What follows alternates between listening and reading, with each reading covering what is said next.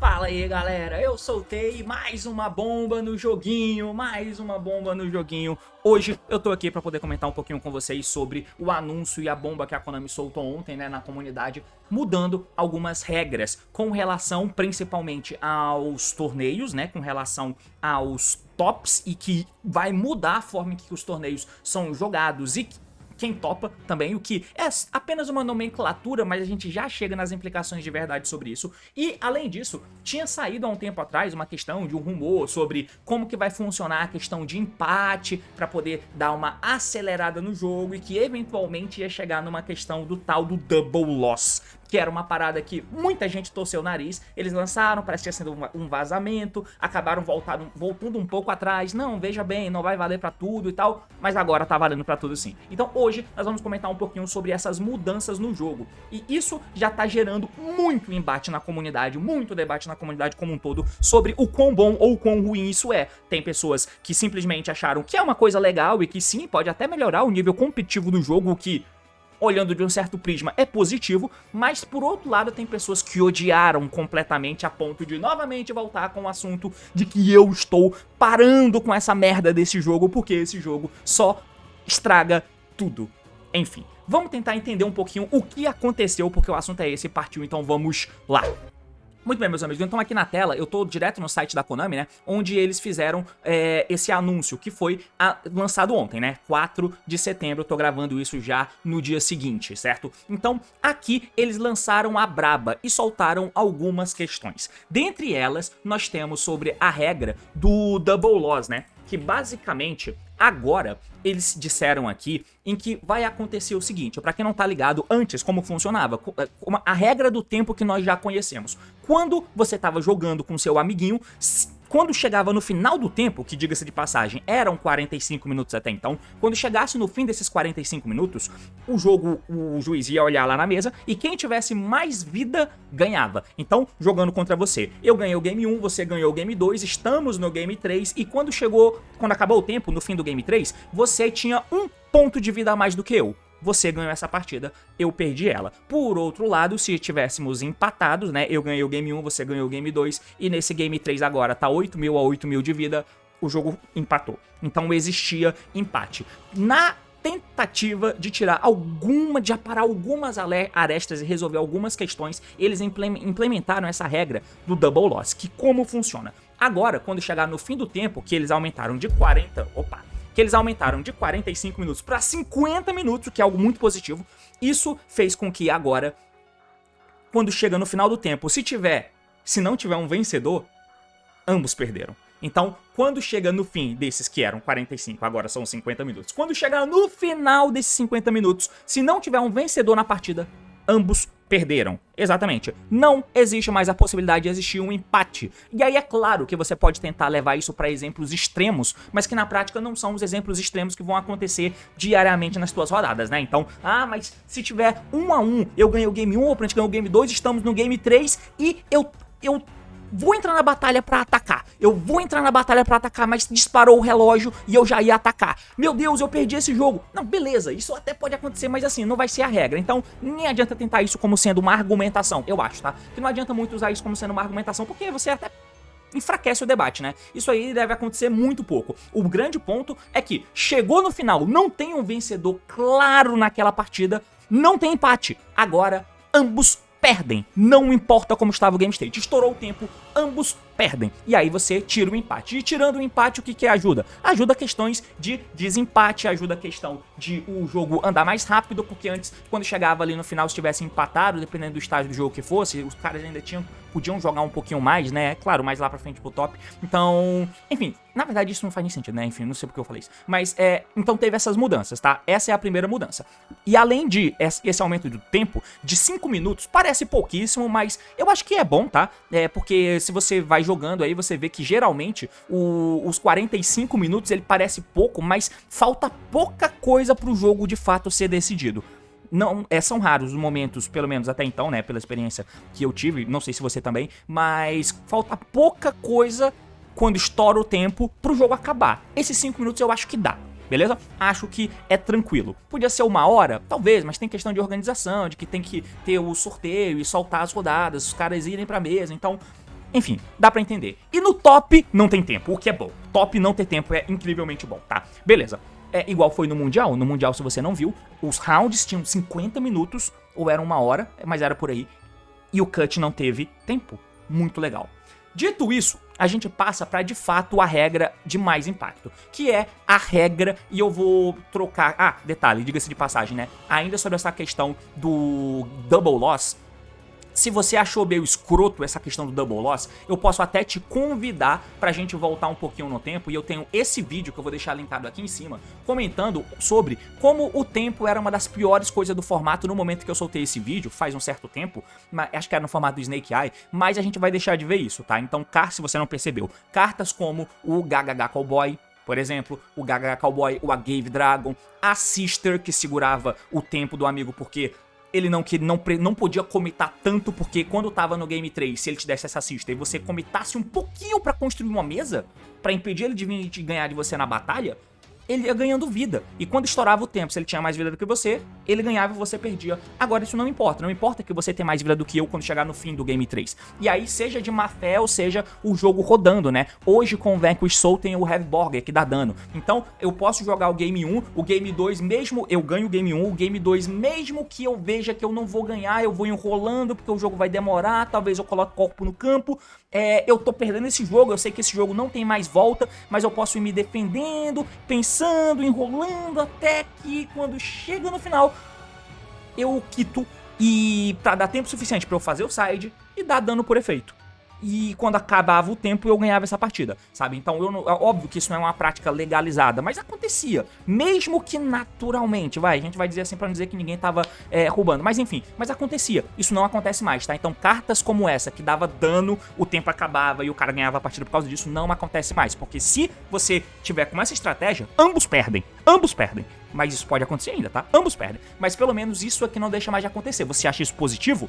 Pois é. Então, além disso, o problema de fato e mais grave foi esse aqui, cara. E aí, eu já tô até colocando a opinião antes, né? Mas a questão, a mudança de regra mais significativa é essa aqui, onde diz que agora não tem mais cut pra top, seja ele qual for. Então, a quantidade de rodadas e o cut pra top, geralmente top 32, né?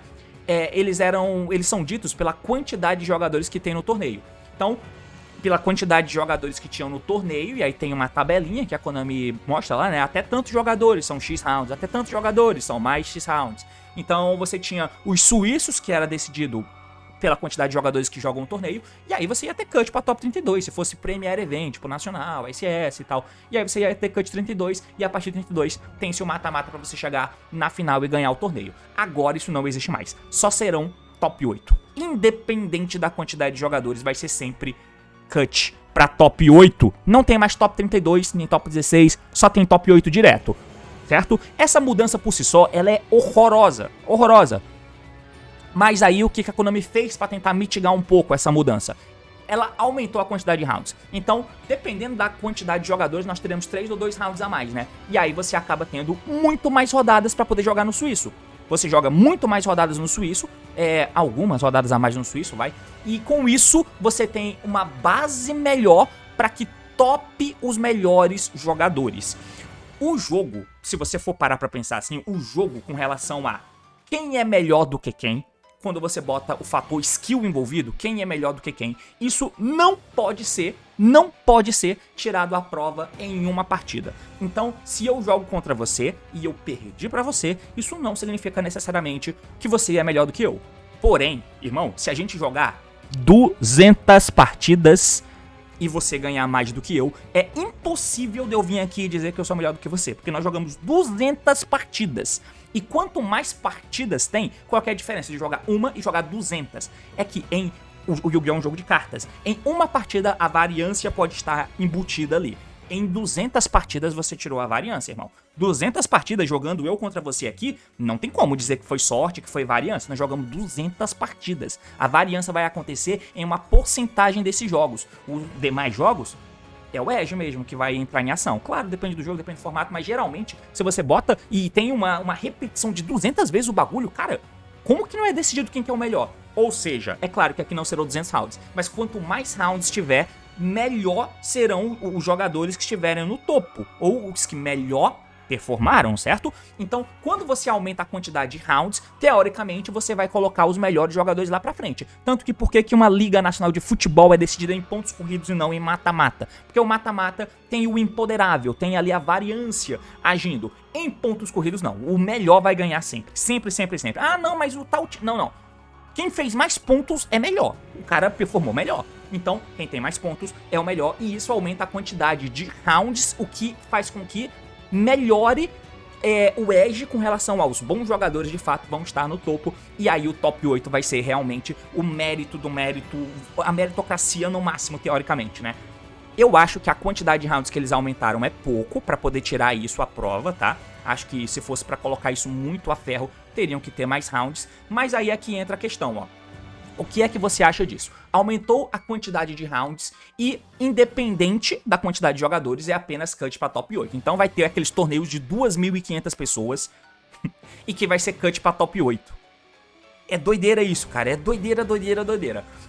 Quando você aumenta os rounds, você faz com que os jogadores que melhor performarem, de fato, sejam os que topam, né? E os que vão ter chance de ganhar. Topar é ter chance de ganhar, porque você vai pro mata-mata. E aí, mesmo que você perca naquele momento, vamos supor que você foi benzão no suíço inteiro.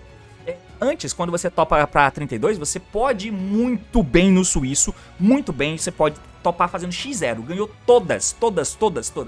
Quando chega no top 32, a variância pode estar ali, e você perde no top 32, você fica muito longe das premiações que de fato valem a pena. Então quase que você não é premiado por ter ido tão bem no top, porque se você topa em primeiro, você pega jogador que topou lá embaixo, né? E o cara que topou lá embaixo ganhou do cara que topou em primeiro, que foi muito bem no suíço. E ele vai mais longe do que você, né? Então, quando você põe esse cara direto no top 8, você premia ele por ter ido bem no suíço. Por ter ido muito bem no suíço, ou seja, você premiou o jogador mais consistente ali no torneio.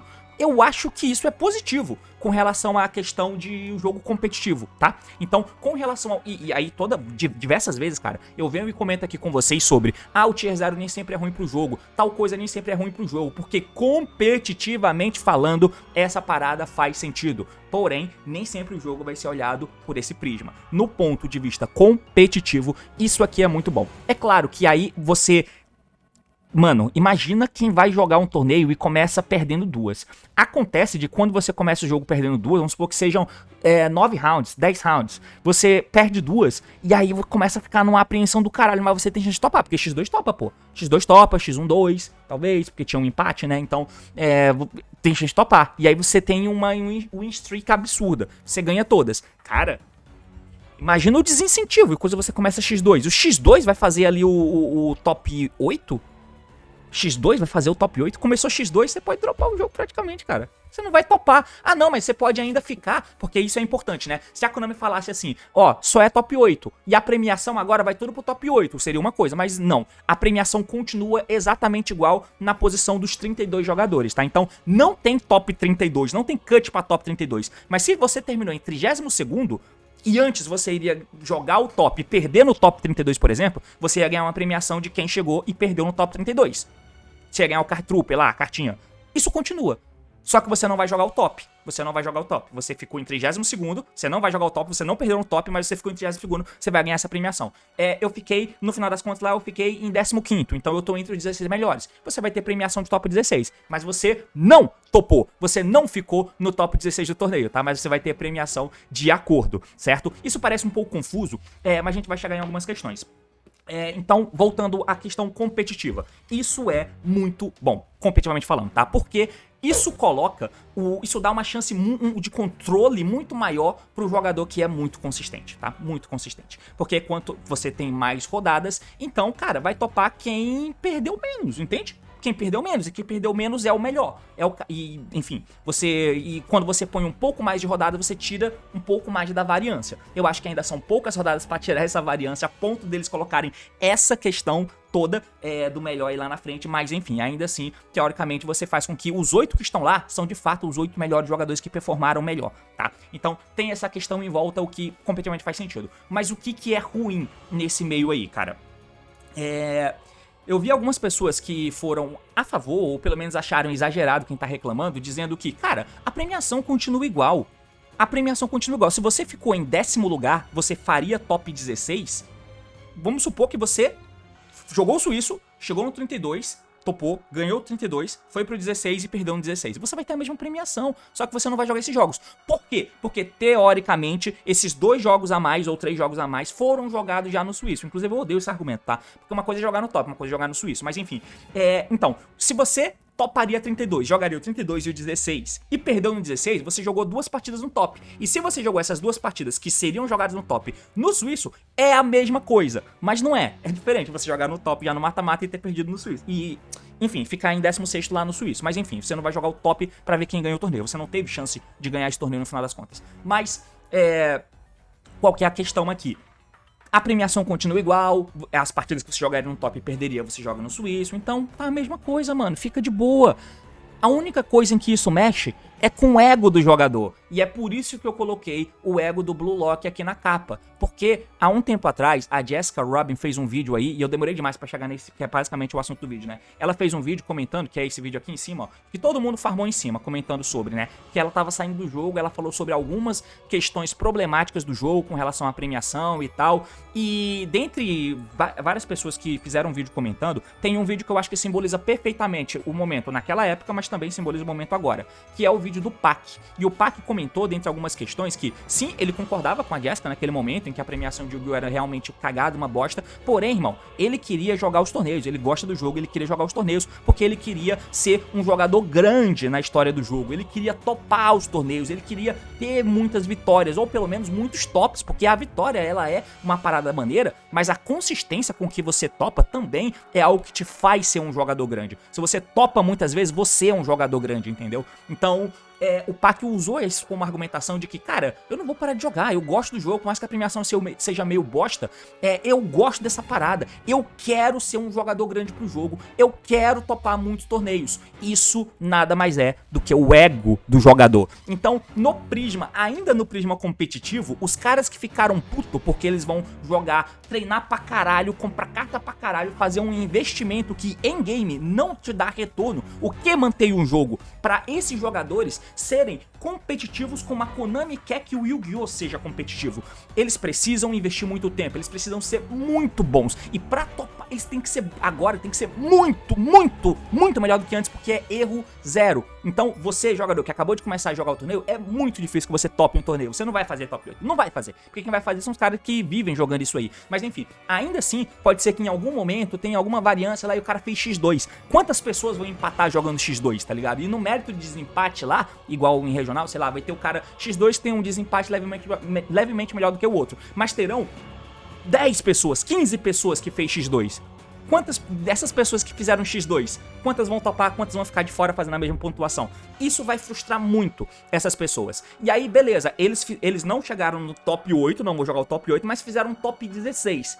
Vai falar pra esse cara que joga sabendo, joga todo o torneio, investe muito tempo e dinheiro pra poder jogar esses torneios. O cara sabe que não tem retorno financeiro, mas pelo menos ele sabe que tem o ego dele que vai ser alimentado. Não só alimentado, mas é uma questão realmente de ele querer ter topado, ele querer dizer que topou o torneio. E o cara que investe tanto assim no jogo, ele quer ter o mínimo, que é ter o resultado pela forma com que ele joga, pelo investimento de tempo que ele teve pra poder jogar esse torneio. Diz que é a mesma coisa, a premiação é igual. Ah, mas na verdade ele não topou não. Não, mas ele ficou em 16º. Não, ele não topou. O top é 8, tá? Só quem fica entre os 8 primeiros é quem topa, tá? Então não adianta dizer, ah não, eu fiquei em 10º. Mano, é igual você terminar o torneio aqui que é top 32 e ficar em 33º e falar, eu fiz top 33. Você não fez top 33, irmão, não faz sentido. O top é pra 32, entendeu? Ah, mas eu fiz top tal. Não, você não fez top tal. O cut é pra top X. Então, só quem ficou naquelas posições é quem topou o torneio. Por mais que a premiação seja igual. Mas você entende que, por questão de premiação, Tanto que quando a Jessica reclamou desse fator, muita gente comentou, mas e a diversão? E o jogo? O ego é quem faz o jogador competitivo ficar lá. A questão do ego, o cara quer topar, ele quer ser relevante pro jogo. E a relevância pro jogo vem através de consistência em resultados. E a consistência em resultados, ele é dito baseado nos tops em que o jogador faz. Certo? A fama do jogador é feita em cima dos tops que ele faz. Sem os tops, o jogador não vai conseguir... Teoricamente, né? Eu espero que vocês entendam que eu tô extrapolando, mas aqui é pra extrapolar mesmo. Mas sem os tops, sem a relevância que o jogador tem no cenário, ele tem relevância topando os torneios, ele não vai ter o canal dele alimentado e visto por muitas pessoas, porque aí, se você não é um jogador que topou, muitas pessoas não vão querer saber o que você tem pra falar, afinal de contas, você nem topou, você não é um jogador que você não joga no topa. Então, não faz sentido eu te ouvir. Se o cara também não tem essas ferramentas, ele não topa os torneios, não adianta ele tentar vender curso. Imagina eu chegar aqui e falar, gente, eu vou vender curso de jogabilidade aqui, tá? Quem é você, T? Você nem joga o torneio, cara, você nem topa. Que porra é essa? Quem é você? Então, isso muda muitas das coisas, sabe? Tipo, na minha visão, cara, isso foi esquisito, isso foi ruim nesse prisma. E o outro prisma também é para o jogador novo. O jogador novo também não tem chance de topar, entendeu? Então isso também atrapalha, porque por mais que você vai jogar o teu primeiro torneio, igual o Ritual Master, né, que foi jogar lá o Nacional, acho que ele fez top 32, não fez? Então o Ritual Master não ia topar. Ia ser diferente a visão pra ele, mano, imagina a felicidade dele. Ou então, eu não sei se o Ritual Master tinha jogado outro Nacional, por exemplo, né? Mas imagina a felicidade de um jogador que acabou de começar e aí ele foi jogar e ele fez top 32, mano. Porra, maneiro, o cara pagou um curso, ele fez um coach com alguém, e aprendeu a todas as questões do formato, e por mais que ele não seja o craque da bola, mas ele foi bem no torneio, ele fez top 32, mano. Ele ia poder jogar e poder chegar lá na frente. O mata-mata, ele atrapalha o jogador que vai muito bem no suíço e quando chega no final ele pode perder pra quem topou em 32º. Mas isso dá chance pra o cara que se esforçou também e chegou no top 32, ele também tem chance de ganhar, entendeu? Então, pra comunidade, isso aí é que tá o bagulho, tá? Por muito mais do que simplesmente questões técnicas de você pesar o que é bom, o que não é, eu acho que a visão externa ela é muito mais importante do que de fato você for olhar fatores técnicos pra ver se a regra é boa ou não, tá? E aí quando você para pra ver na perspectiva geral, pro jogador médio casual que vai jogar, o ego também é importante, porque é assim que eu vejo que eu tô evoluindo. Se eu quiser entrar nesse mundo competitivo e a partir do momento em que a nota de corte foi mais pra cima, eu não tenho esse incentivo inicial, sabe? Quando você começa a jogar o jogo, olha o Master Duel, cara. Quando você começa a jogar o jogo, é importante que você tenha a sensação de que tá progredindo. E a sensação que você tá progredindo vem através de vitórias. A sensação de que eu tô progredindo jogando os torneios vem através dos tops que eu vou poder fazer. Mas agora, eu, jogador casual, eu não posso fazer um top, mano, porque eu não vou jogar 14 rounds e perder só uma. Eu não vou jogar 14 rounds e perder só uma. É muito complicado. Ao mesmo tempo, mesmo os jogadores que se esforçam pra caralho, que investem muito tempo e que são pro players, tem muito mais do que só 8 pro players jogando um torneio, entendeu? Então, você vai ter também variância, ou só perdeu uma partida mesmo. E isso vai fazer com que, mesmo depois de tanto tempo investido, você não topou. Teve 8 pessoas melhores do que você. Caralho, mano. Imagina você tirar toda essa questão anterior que eu falei, que é o que teoricamente dá o mérito de que você coroa o teu esforço, e o teu esforço agora não será mais coroado. Você continua ganhando a mesma premiação, mas só pelo fato de não estar dizendo que você topou, essa coroação é removida. Você entende como é desnecessário isso? Então, para o jogador competitivo, também tem essa questão de você se fuder jogando, treinando, porque obviamente você joga e treina muito mais do que os outros, porque você é pro player, e aí você não topou. Você ficou X2 empatado com alguém e não topou. Imagina o quão frustrante isso é, tá ligado? Imagina o quão frustrante isso é. Então, para o jogador casual, essa regra, ela não é boa. Não é boa. Porque tirou agora o empoderável de você poder topar e poder ir mais longe. Mano, foda-se que eu fiz top 32 aqui, fiz minha parte. Chegou no final, joguei contra o Paulo. O Paulo bricou. Pau no cu do Paulo, irmão. Eu ganhei, eu fui pro top 16, tá ligado? Olha o quão foda seria isso. Mas agora não dá mais, porque eu não vou fazer top 8 nem fudendo. Isso o jogador casual pensando. E pro jogador competitivo, vai sim ter a questão de que, mano, eu tenho que estar na ponta dos cascos aqui, porque se eu errar 0 vezes, eu vou topar. Se eu errar 0 vezes, eu vou topar direto no top 8, tá ligado? E o mérito pra isso fica grandão. Quem topa agora é absurdamente gigante, porque você topou nesse cenário, que o filtro ficou muito mais fino, sabe? Muito mais fino. E aí tem essa questão, mas aí vai ter o jogador que vai ficar de fora também e vai ser meio escroto. E aí, mano, assim, eu entendo que competitivamente falando isso faz sentido e tal, mas aí a gente chega numa parada, que a Konami, pra segurar isso, cara, ela apostou alto nisso, eu acho. Mas pra segurar isso, o jogo tem que ser bom. Tem que ser bom. Porque se a Konami descaralhar o formato de novo, se ela descaralhar o formato de novo, lançando um Tier 0 que tem mirror ruim, lançando um deck, um meta que é muito escroto, como era meio que o meta do Yubel, até vai ter jogadores dizendo que conseguiram se adaptar e tal, e que foi legal, como o Paulo naquela época, com o uso do crossout no deck de Snake Eye, ou então aqueles decks de 60 cartas, que tinha-se ali uma questão que eles encontraram um edge dentro da decklist e tal, beleza, mas o formato era ruim como um todo, né? Então, se o formato for ruim, esse tipo de bagulho de torneio é foda, porque aí o jogo não te ajuda ao melhor ganhar. E eu comento isso às vezes, né, em que muito do objetivo da Konami veio sendo, desde a pandemia pra cá principalmente, deixar de dar hit nas coisas, e tirar coisas da banlist, porque fazendo isso, você aumenta a forma mecânica em que os decks ganham o jogo só porque sim, porque todo deck é muito bom. Se o oponente não tem hand trap, eu ganhei o jogo, porque eu combei. É muito difícil que a engine quebre a minha engine quando eu faço o meu combo, entendeu? Então quanto mais decks tem nesse sentido, melhor pra Konami, porque ela faz com que o jogador novo tenha a sensação de que ele tá no controle nesse momento inicial de poder jogar, porque ele pode ganhar de alguém porque sim, porque a mão ganhou o jogo pra ele, o jogo se jogou, basta ele conseguir fazer o combo e não errar o combo, entendeu? Então tem todo esse fator que faz com que um jogador que acabou de começar a jogar, mas que decorou o combo, consiga ganhar de um pro player batendo mão.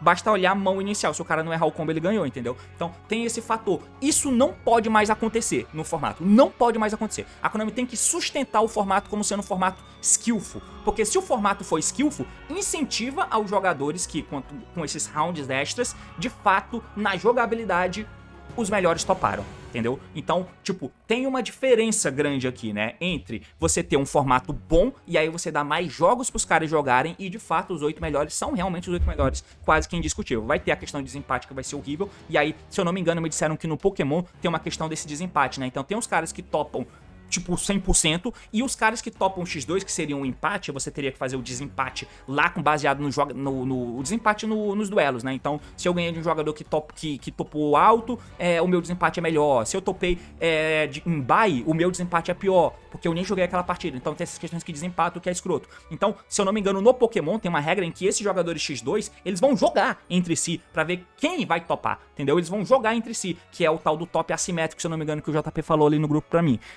Então tem essa questão aí, mas não é isso que tá implementado no jogo. Então os desempates serão meio esquisitos e tal, mas ainda assim, teoricamente, os 8 melhores toparam nesse formato extremamente skillful. Ok, mas se o formato for cagado, irmão, aí vai ser uma pica. Vai ser uma pica, porque ter erro zero não vai estar no teu controle. Na verdade, ter erro zero não vai influenciar na jogabilidade. Ter erro zero no torneio, ou errar muito pouco, não vai influenciar com que você tenha muito mais vitórias, porque o jogo vai estar fora do teu controle, entendeu? Porque o formato está ruim. Não tô dizendo que é esse momento, que é o momento atual, mas se isso acontecer, aí vai descaralhar, entendeu? E vai ser extremamente frustrante, porque em um formato ruim, se eu topar, beleza, eu tô lá, e a partir daí, estando dentro do top em um formato ruim, as coisas podem acontecer, e a variância pode vir pro meu lado, mas com top 8, difícil, hein? Difícil, mas enfim, cara, é mais ou menos isso que eu tenho aqui pra poder falar. Eu não sei se eu esqueci mais alguma coisa, talvez tenha esquecido alguma coisa muito importante, tá? Mas como eu acabei falando e emendando o assunto um no outro, pode ter passado batido alguma coisa. Certamente eu não sou um jogador em que valia a pena eu fazer um vídeo de meia hora, mas é que os assuntos foram se conectando e, enfim, foi isso que saiu aqui da minha boca, tá? Mas diz aí o que você achou, você jogador casual, né? Se você é um jogador casual, eu acho que pra jogar esses torneios fica ruim. A questão do tempo é bom, a questão do tempo de 50 minutos nos rounds e o top sem limite, beleza, mas o top sem limite com 32, 64 jogadores ia ficar escroto também, então com 8 jogos no top 8 sem tempo, já começa a ficar mais aceitável, eu entendo que isso faz sentido, mas assim, os fatores de descontentamento são ruins e, de novo, não adianta vir com esse papo de que os jogadores que estão reclamando, que são pró, só estão reclamando porque isso mexe com o ego dele. Exatamente. O ego é a única coisa que o Yu-Gi-Oh! Dá pra motivar as pessoas a continuarem jogando. Porque o preço das cartas são ruins, os metas às vezes, muitas vezes são ruins, a premiação não é muito boa, o que sobra mesmo pro beta é colocar no peito e dizer eu topei X vezes. E isso me dá relevância pra ganhar dinheiro com o Yu-Gi-Oh! Fora do card game. Isso me dá relevância, entende? Então acabou surgindo aí nos últimos anos essa leva, né, de jogadores que dão curso, mano. Mas não dá pra dar curso se você não topou. Você tem que topar os torneios, irmão. Não adianta eu dizer que eu fiquei em 16º e você não fez top 16. O top é o corte que a Konami dá, entendeu? Você joga o Regional de São Paulo e eu fiquei em 10º lugar. Você não é você não é top 10. Você não fez top 16. Porque o top pro Regional é 8. Tá entendendo? Olha a pica. Enfim, isso pode ser simplesmente questões conceituais e você pode achar que eu tô errado. Deixa nos comentários. Mas o que eu tenho pra falar é basicamente isso, tá? Valeu, falou meus amigos e até mais. Tchau, tchau.